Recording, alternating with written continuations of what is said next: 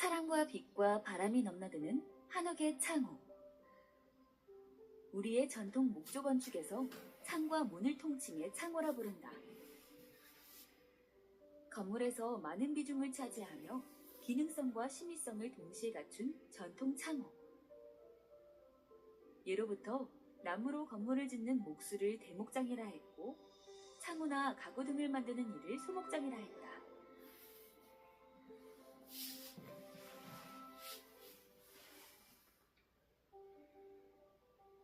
고대시대의 창호는 출입과 통풍, 채광이라는 기능에 충실했지만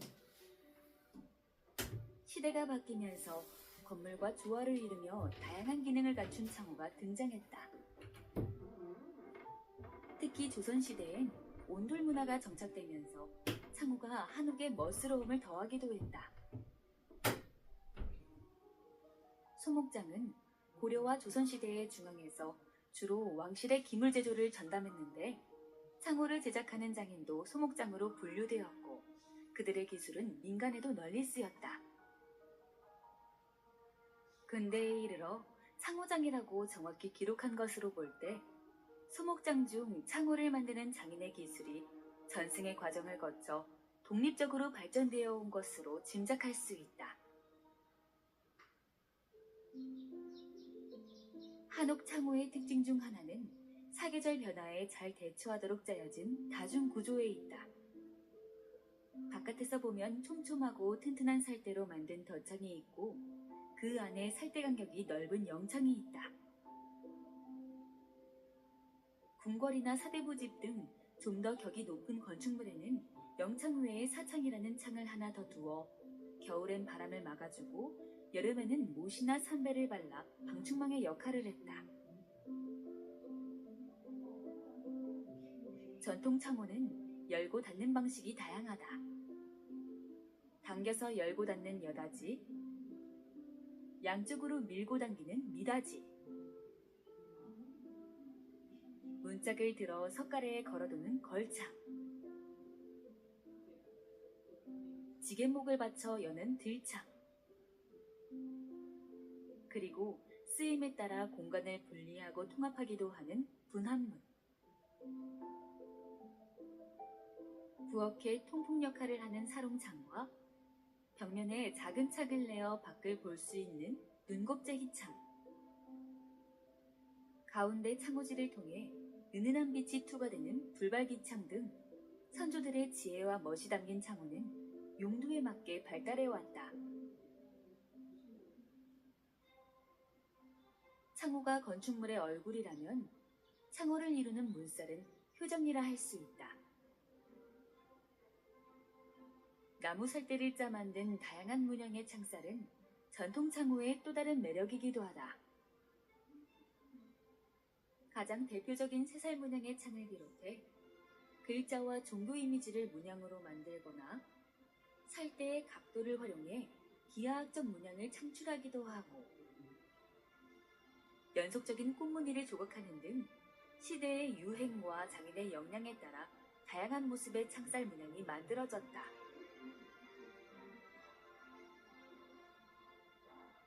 또한 살대의 간격과 두께, 그리고 깊이를 달리해 실내로 들어오는 빛의 양을 조절하면 물론이고, 살대의 선과 선이 교차해 만들어낸 구성미, 그리고 여백이 주는 아름다움은 전통 창호가 건축물의 완성도를 높이는데 얼마나 중요한 역할을 하는지 알게 해준다.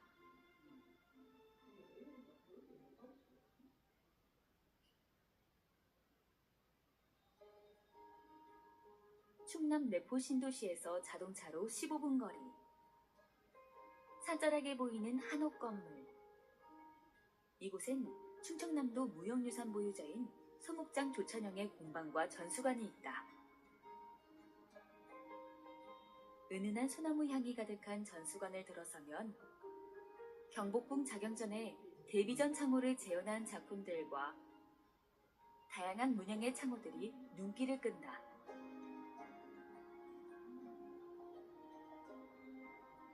그리고 춘향목을 비롯해 창호의 재료로 사용되는 갖가지 목재와 보유자의 손때가 묻은 도구들이 벽면을 빼곡히 장식하고 있다.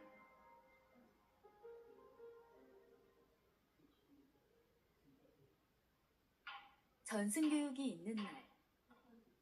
초보자들을 대상으로 매주 토요일마다 열리는 6개월 과정으로 2024년 목표는 작은 띠살창을 만드는 것.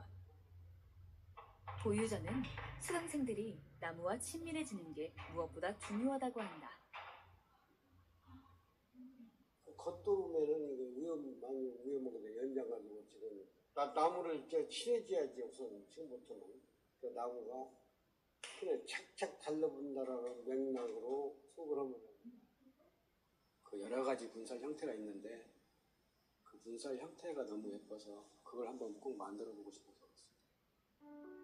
매년 10여 명의 전수생을 배출하며 전통 창호를 만드는 기술과 경험을 아낌없이 전해온 조찬영 보유자. 그는 어릴 적부터 목공예에 대한 관심이 남달랐다. 저희 어머니가 옛날에 이 창을 예쁜 걸 해오셨더라고요. 근데 그 빼랍을 빼가지고 빼랍을 부셔가지고 조그만 상자를 만들어 봤어요. 근데 그저 어머니한테 실컷 맞았지만 16살이던 1954년 무작정 목공소를 찾아가 일을 배우면서 꿈을 키워갔다. 그러던 20대 청년 시절에 우연히 보게 된 수덕사 대웅전 창호가 그의 인생을 바꾸어 놓았다. 못 하나 없이 견고하게 짜여진 빗살 창호. 수백 년을 지탱해온 전통 창호의 매력에 빠진 것이다. 1960년대 당시 전통 창호 제작 기능 전승은 거의 단절되다시피 해 조찬영은 스승을 찾아 전국을 돌아다니며 기술을 익혔다. 옛날에 기계두꺼 저긴 하루에 359냥씩 팠어요. 359냥 파야 밥값이 재우고 30 밥을 먹는 거예요. 그러니까 밥 3그릇 먹으려고 일을 갈고 한 거예요. 조찬영은 대목장 신흥수의 도움으로 구인사 대조사전 창호를 성공적으로 완성했고 1991년부터 8년 동안 경복궁 창호 6,000짝을 복원해 이름을 널리 알리게 되었다.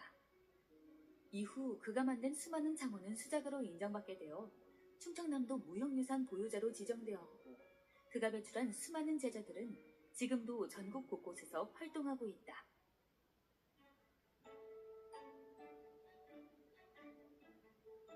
전수관 마당 한켠에 자리 잡은 창고엔 보유자의 보물이 쌓여있다. 창호의 재료로 쓰일 나무가 자연 건조되고 있는데 보유자는 동남풍을 맞으며 3년 이상 건조된 춘향목을 으뜸으로 친다. 춘향목은 경북 봉화군 춘향면 일대에서 자라는 적송을 이르는 말인데 특히 울진과 삼척 사이 태백산지에서 자란 적송을 금강송 또는 춘향목이라 하여 최고의 목재로 꼽는다. 목질이 치밀해 200년이 지나도 나무의 결을 유지할 뿐만 아니라 빛깔과 무늬결이 아름답고 은은한 향이 특징이다. 하늘게 보이는 나이테가 있는 것은 울거리를 쓰고 이 나이테가 이렇게 굵은 부분은 눈살을 쓰고 창호 제작에 주로 쓰이는 도구로는 목재의 각도를 마름질하는 다양한 자가 있고 먹매김을 할 때 사용하는 먹통과 먹칼, 균일한 치수로 금을 긋는 데 사용하는 금으개와 먹금칼이 있다. 또 목재 표면을 평평하게 깎는 평대패, 표면을 장식하는 쌍사대패와 가장자리를 마감하는 쇠시리 대패, 문살의 두 면을 동시에 깎는 투미리 대패가 있다. 그리고 장부 구멍을 뚫는 다양한 종류의 끌과 문살턱을 따는 데 사용하는 구두칼, 꽃살을 조각할 때 사용하는 조각도, 목재를 자를 때 사용하는 탄개톱과 양날톱 등이 있다.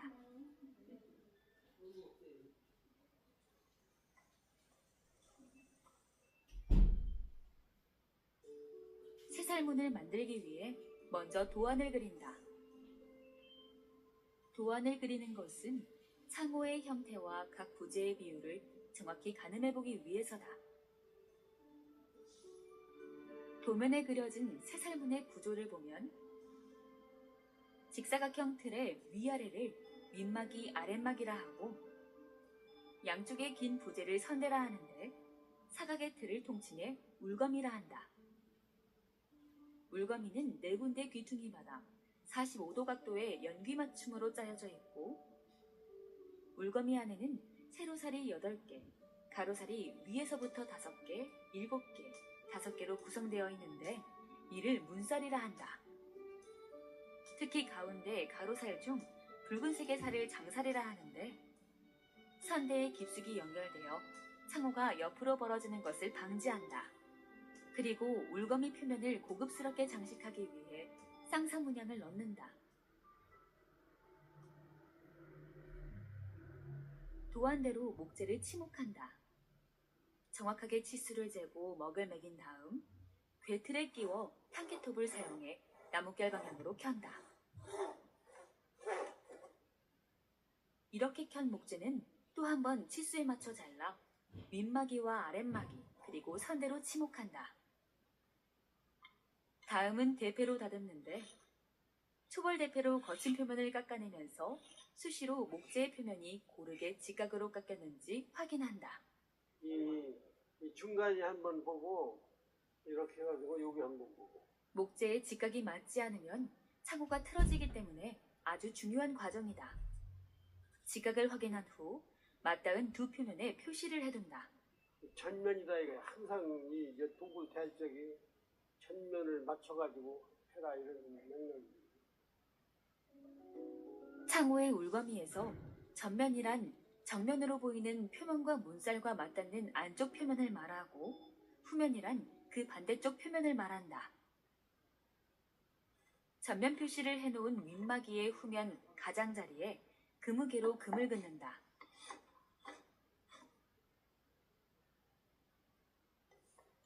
금이 그어진 두께만큼 소벌대패로 깎아내고 마감대패로 다듬으면 띠살문의 울거미는 완성된다.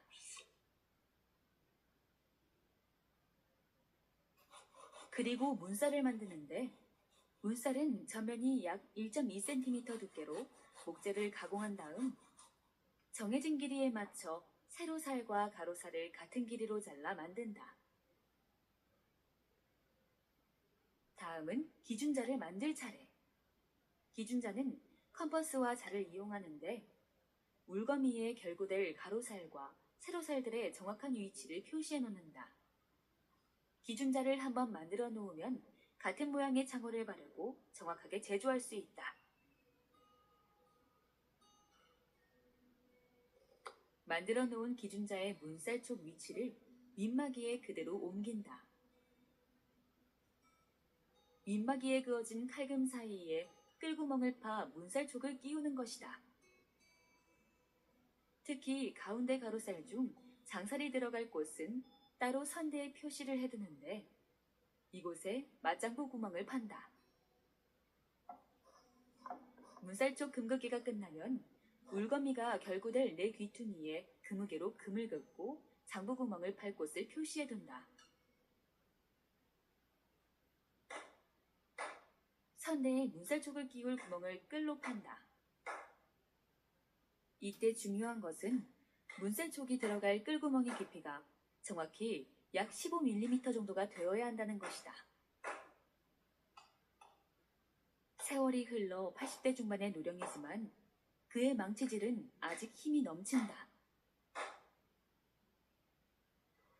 선대의 끌구멍이 완성되면 활비비로 장살이 들어갈 통장부 구멍을 뚫는다. 그리고 울거미 장부촉이 들어갈 구멍을 파고 그 반대편 후면에는 쌍장부 끌로 장부 구멍을 뚫어 마무리한다. 이렇게 만든 장부 구멍에 끼울 장부촉을 만들 차례. 칼금을 따라 세심하게 톱질하고 끌로 따내 쌍장부촉을 완성한다.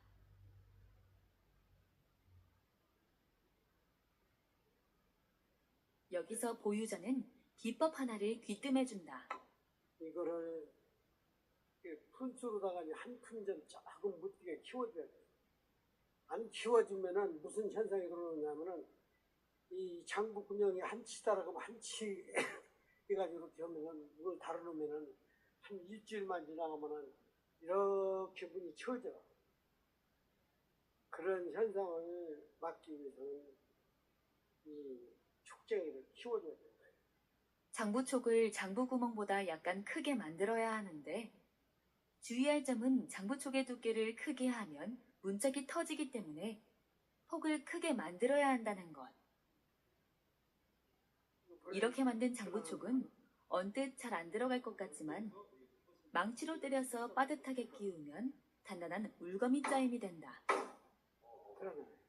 이런 식으로 해가지고 끼워주면은 절대로 쳐질 일이 없다.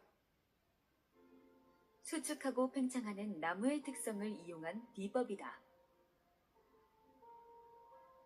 이제 쌍사대 팻날이 제대로 섰는지 점검한 다음 쌍사치기를 한다.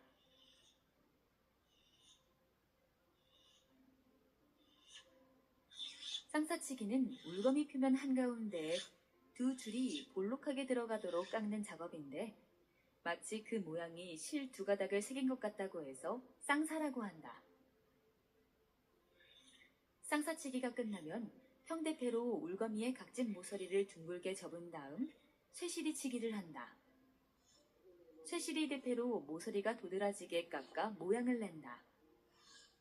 쌍사와 쇠시리 작업이 끝난 울거미는 안정감과 고급스런 느낌을 준다. 울거미와 마찬가지로 문살도 깎아 모양을 낸다. 문살을 단면으로 보면 좁은 면을 등 또는 배라 한다. 그래서 좁은 한 면만 깎은 것을 등밀이 또는 배밀이라 하고 좁은 면과 넓은 면을 동시에 깎은 것을 투밀이라 한다. 투밀이 쌀은 새살 창호에 가장 많이 사용되는데 실내로 빛을 유입시키는 데 효율적이다. 투밀이 대패로 살대의 넓은 한 면을 깎고 반대편 면도 깎은 다음 등을 다듬어 완성한다. 새살 창호의 문살은 세로살 위에 가로살을 덮으며 조립한다. 그래서 두 살이 교차하는 정확한 위치에 턱을 만들어야 한다. 먼저 위에서 덮는 가로살은 살대 아랫부분에 턱을 팔 위치를 표시하는데 기준자에 표시한 위치를 두 개의 가로살에 칼금을 그어 옮긴다. 나머지 13개의 가로살은 칼금을 그은 가로살 2개를 아래 위로 각각 고정시킨 후 한꺼번에 턱의 위치를 긋는다. 그리고 가로살 양쪽 끝부분에 울거미 구멍에 끼울 촉을 만드는데 그 무게로 촉의 위치를 표시한 다음 톱으로 자르고 구두칼로 따낸다. 따낸 자리에 거친 표면을 다듬고 날선 모서리를 깎아 촉을 완성한다. 이렇게 해놔야 이 조립할 때 잘 들어간다. 이번엔 가로살 15개의 아랫부분에 턱을 만든다. 칼금을 톱으로 썰고 구두칼로 따낸 다음 물에 흠뻑 적신다. 물을 먹어 부드러워진 나무의 성질을 이용해 가로살의 턱 표면을 구두칼로 세심하게 도려낸다. 도려낸 자리 위로 세로살의 등이 맞물린다. 이렇게 장살 2개를 포함한 가로살 15개를 완성한다. 가로살과 반대로 세로살은 둥근 살대의 등을 톱질하고 구두칼과 끌로 턱을 따낸다. 물거미와 연결될 촉을 따내고 대패로 마감한 다음 물에 흠뻑 적시는데 이렇게 하면 가로살과 조립할 때 좀 더 수월해진다. 25개의 문살이 완성되었다. 이제 마지막으로 새살문을 조립할 차례다.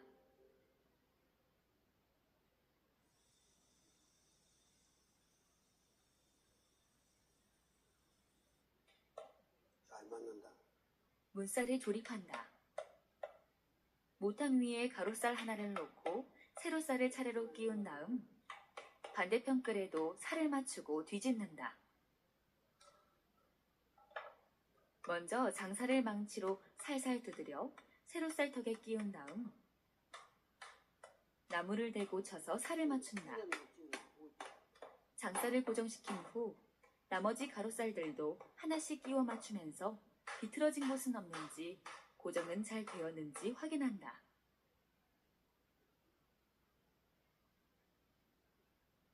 문살을 물거미에 끼울 차례. 모탕 위에 아랫마기와 윗마기를 끼워 망치로 두드려가면서 맞춘 후 뒤집어서 같은 방식으로 고정시킨다. 선대도 같은 방식으로 맞추는데 내 모퉁이에 연기 맞춤과 장살을 먼저 끼운 다음 망치로 두드리고 확인하면서 울거미를 조립한다.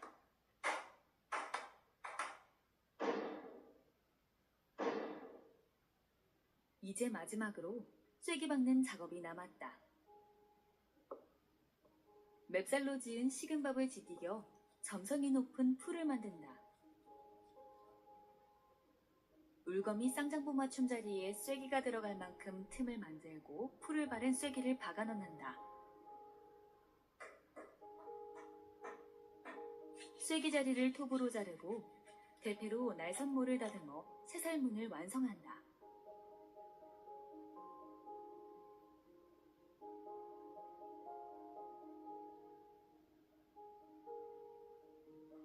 꽃살문도 도안 그리기부터 시작한다.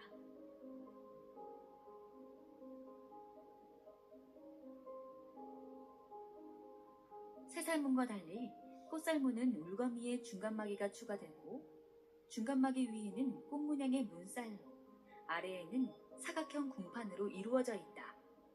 꽃은 활짝 핀 국화와 모란 그리고 국화 봉오리로 구성되어 있고 새살문과 마찬가지로 울거미에는 쌍살을 장식하도록 설계했다.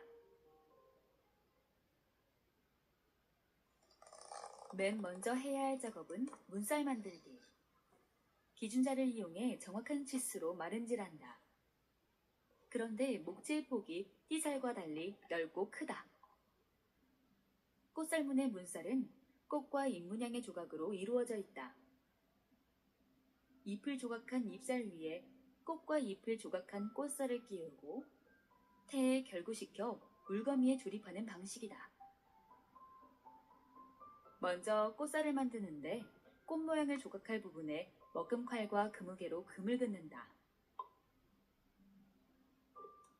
그리고 문살을 태에 끼울 수 있도록 장부촉을 따낼 곳도 표시하고 T자로 깎아낼 경계선을 그무개로 정확하게 표시한다.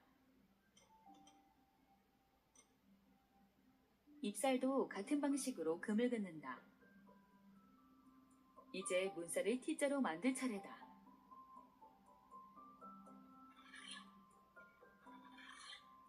문살 뒷면의 모서리를 형대패로 비스듬하게 깎아낸 다음 보유자가 옆구리 대패라고 부르는 일종의 턱대패로 턱을 만들어 간다. 톱이나 자기 같은 도구는 쓰지 않고 오로지 대패만 사용한다. 저는 이제 톱으로는 따낼 수가 없고요. 자구로 집어넣고 어차피 대패를 마무리 지어야 돼요. 그 시간이요. 이렇게 가운데 턱을 중심으로 양면을 비스듬히 깎아내 문살의 뒷면을 T자 모양으로 만든 후 칼금이 그어진 턱을 톱으로 자르고 구두칼로 따낸다.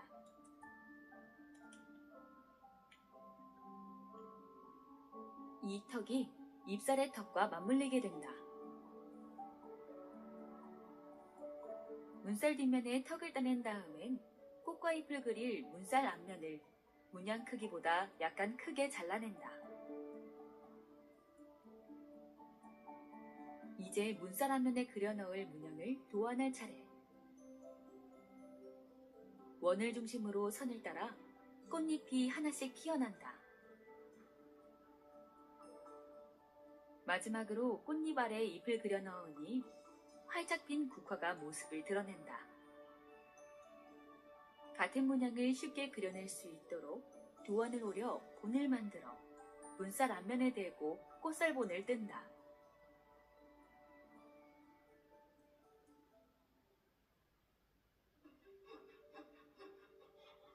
본을 뜬 다음엔 실톱날을 끼운 탕개톱으로 꽃과 잎의 문양을 딴다.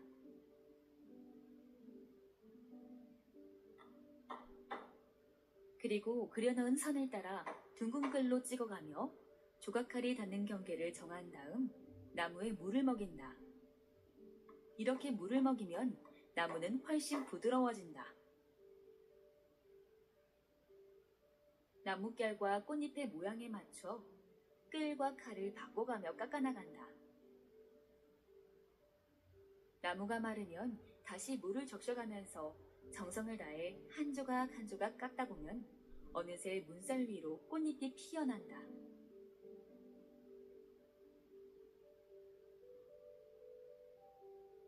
꽃살문의 문살과 궁판은 태와 결고되어 물거미에 끼워져 있다. 이제 이 태를 만들어야 한다. 기준자에 맞춰 문살촉을 끼울 지점에 칼금을 그은 다음 그무개로 촉이 들어갈 구멍을 정확하게 표시한다.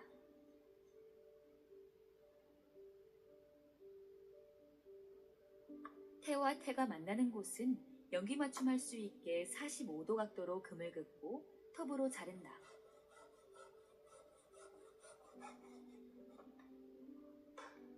그리고 문살촉이 들어갈 구멍을 끌로 파낸다.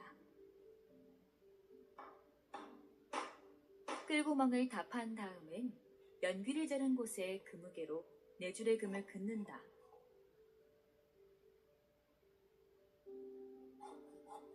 이 금을 조심스럽게 톱으로 자르고 끌로 따내 문살과 결구할 태를 완성한다.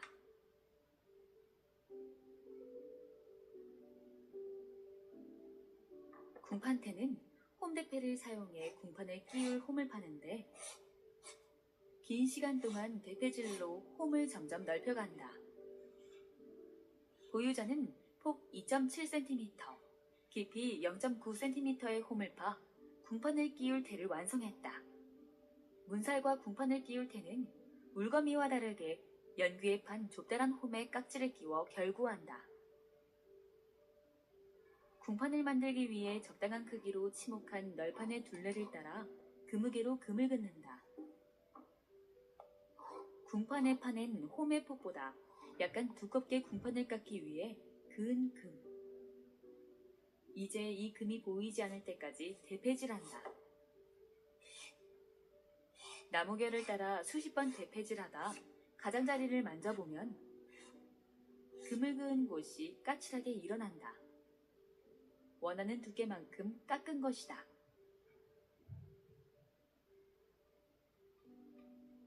보유자는 턱대패의 날을 점검한 다음 궁판의 가장자리를 깎기 시작한다. 대패질한 자리를 따라 두툼한 테두리가 보이기 시작하고 어느 정도 더 깎으면 가운데 부분이 돋아져 보이는 효과가 있다. 궁판 도둑이 작업이 끝나면 만들어둔 태에 끼워 잘 맞는지 확인한다. 궁판 도둑이는 단순하지만 고급스런 기법이다. 꽃살문을 조립하기 전 마지막 단계. 문살태를 울거미에 끼울 때 태가 들어갈 자리를 만들기 위해 울거미에 턱을 따내는 작업. 형대패로 울거미 모서리를 비스듬히 깎아내고 턱대패를 사용해 처음엔 살살 밀어 대패의 길을 만든 다음 조금씩 깊게 턱을 파나간다. 어느 정도 되었다고 판단되면 평평하고 매끈하게 깎였는지 눈으로 확인한다. 그리고 태와 같은 두께의 목재를 턱에 올려놓고 직접 손으로 만져 완성도를 점검한다. 이제 꽃살문을 조립하기 위한 모든 준비는 끝났다. 꽃살문은 문살 조립부터 시작한다. 우선 잎살을 놓고 그 위에 꽃살을 몇 개 끼우고 뒤집는다. 그리고 꽃살에 잎살을 하나씩 맞추어 넣는다. 잎살을 모두 끼운 다음엔 다시 뒤집어 나머지 꽃살을 끼워 맞춘다.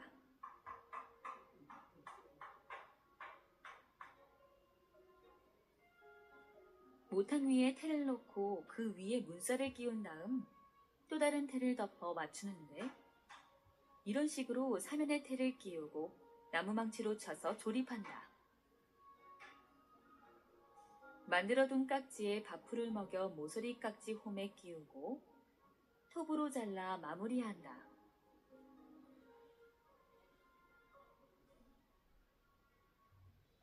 궁판도 테를 조립한 다음 모서리마다 풀먹인 깍지를 끼우고 톱으로 자른다. 이제 울거미를 조립하는데 선대 위에 윗마기와 중간마기, 아랫마기를 차례로 살짝 끼워 놓은 다음 또 다른 선대를 덮어 망치로 친다. 그런데 새살문과 달리 꽃살문의 울거미는 크고 무거워서 망치로만 조립할 수 없다. 저기 가서 조이면 돼. 보유자는 장소를 옮겨 조임기가 있는 공방에서 작업한다. 나사를 조우는 원리로 만든 기계의 힘을 빌려 울거미를 단단히 조인다.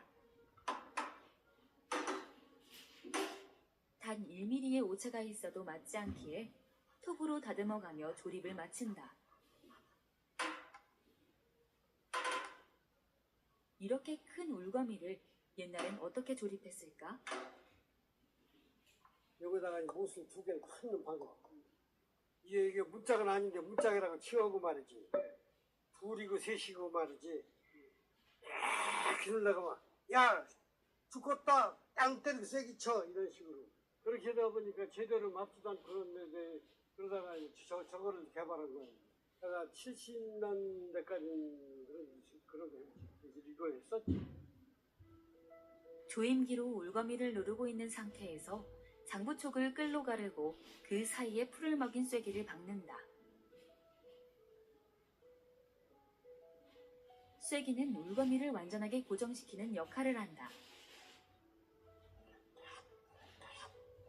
울거미 조립이 끝나면 궁판테를 대패로 부드럽게 다듬어 울거미에 끼운다.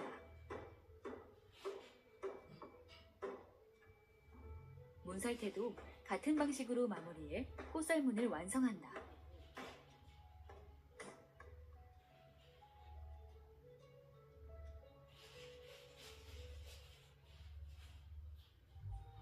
우리나라에